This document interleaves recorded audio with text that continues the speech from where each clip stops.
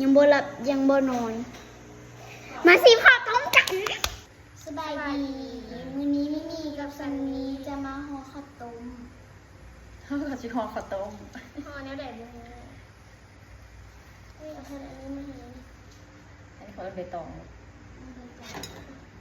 ดื่ม นี่ก่อนอื่นจับใบตองขึ้นมาข้าวใส่ ไปตรงนั้น ข้าวใส่มีตรงน้อยมะกล้วยใส่ เอาร่วมกัน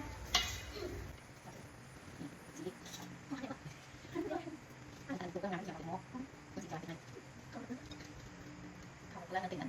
ไปต่อ ไปทางกาบเลย นี่ นึกเอา น้อยคือพ่อแม่น้อยคือแม่เลย น้อยคนเลย ใส่ทางนี้ยังต้องห่ออะไรแล้วก็ห่อละห่อแขก ยังซี่ถูกได้บ่ได้บ่แม่ต้องใส่อะไร ห่ออะไรแล้วห่อแขกอ่ะห่อไปตรงที่พอ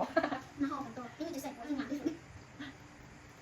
นี่จะมีไว้ที่งานที่สุดไอ้อันเด็กงานของ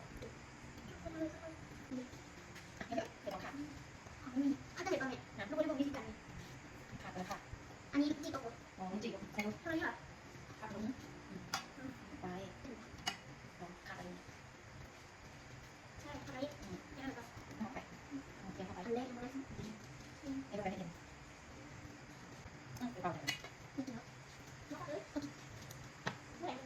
เห็นนี่แหละดูนอนพอเอาเห็นแล้ว เป็นเลยอันนี้มาจากคุณแล้ว อ้าวเปลี่ยนอ่ะ เกี่ยวอะไร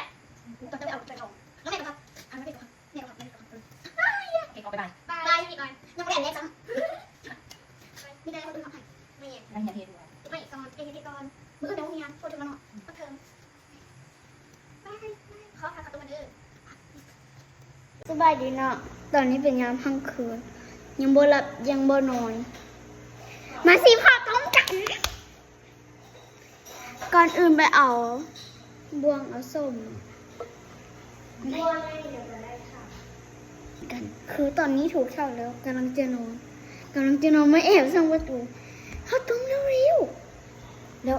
แม่ว่ามาซิมไหมมาเลยกำลังรวมกันม้วนๆแอบสั่งประตูพอดีแล้วเลยกี่ข้าวไปถูกเช่าไหมนะเอาไปถูกเช่าน้ำใดข้าวต้มตรงนี้เป็นคนที่แบบว่ามักข้าวต้มกล้วยไม่มีมาข้าวต้มหมูแต่ว่าข้าวต้มกล้วยกับมักหมูแต่มักข้าวต้มกล้วยที่บดใส่ถั่วข้าวต้ม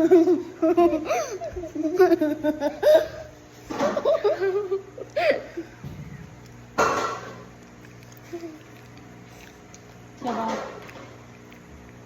เซ็ตกำลังฮ้อนๆได้ดีเลย ใช่ป่ะ แซ่บแต่ว่าบ่มีอันใดลูกเฮ็ดจักอัน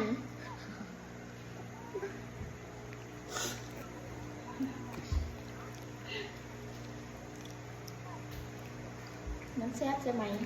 มันแซ่บ อ กินในยามค่ำคืนคือดีที่สุด 10 โมงกลางคืนออกมาชิมข้าวต้ม ว้ายอาบน้ำแล้วถึง9 โมงเช้า กินแล้วลิ้น นี่ตอนนี้ทุกคนน่าจะนอนไวนอนตั้งแต่8 โมงหรือ9 โมงเพราะว่ามื้ออื่นเปิดเทอมแต่เฮา10 โมงยังอยู่นี่เดี๋ยวแบบต่อละนอนได้พอดี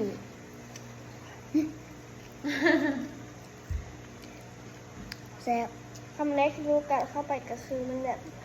เข้า แซ่บแต่ว่าแอบแบบน้อยแต่เวนหน่อยหนึงคือบ่มีอันใดลูกเห็ดจักก่อน อ้าวแม่สมอง บ่มีเลยมีแต่อันคนที่สวย มันน่าเห็นไหมเนาะ ออกมาก็ดีเลยมาดูข้ามไม้เนี่ย ยัมมี่มากเลย กินแล้วอย่าฟ้าเข้านอนได้ถูกแค่ก่อน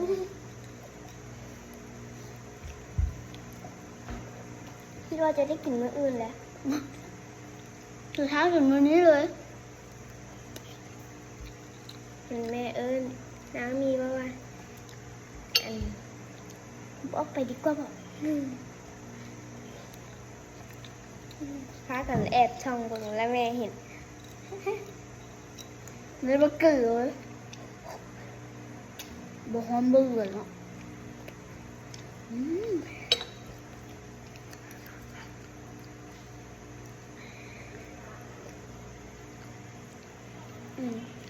ใกล้หมดแล้วแบ่งกัน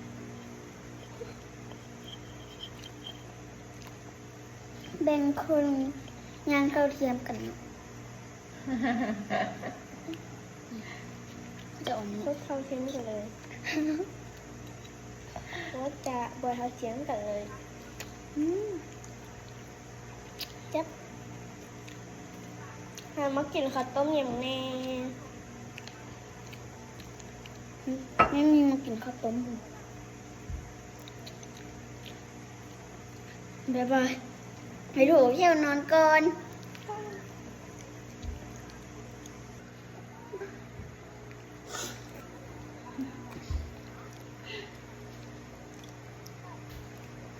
มันแซ่บใช่ไหม มันแซ่บ เออ กินในยามค่ำคืนก็ดีที่สุด 10 โมงกลางคืน ออกมาชิมข้าวต้ม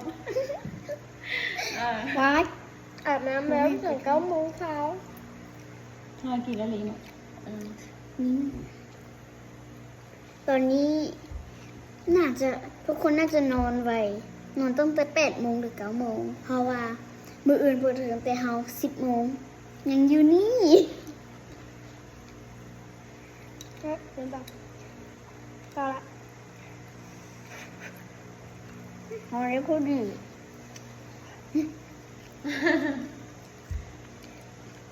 แซ่บ คำแรกที่รู้กันเข้าไปก็คือมันแบบเข้า แซ่บแต่ว่าแอบแบบน้อยแต่เว้นหน่อยหนึงคือบ่มีอันใดลูกเฮ็ดจักก่อน อ้าวแม่สมอง บ่มีเลยมีแต่อันคนให้สวย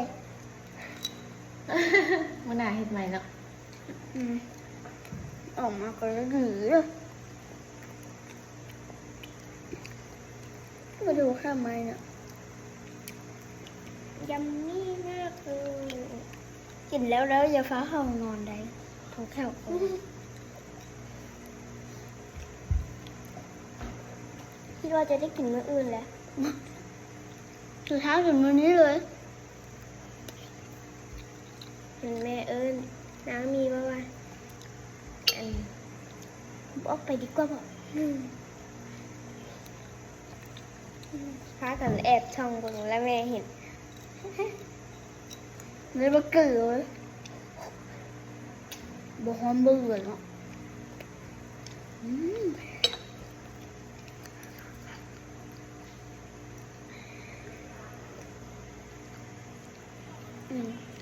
ใกล้หมดแล้วแบ่งกัน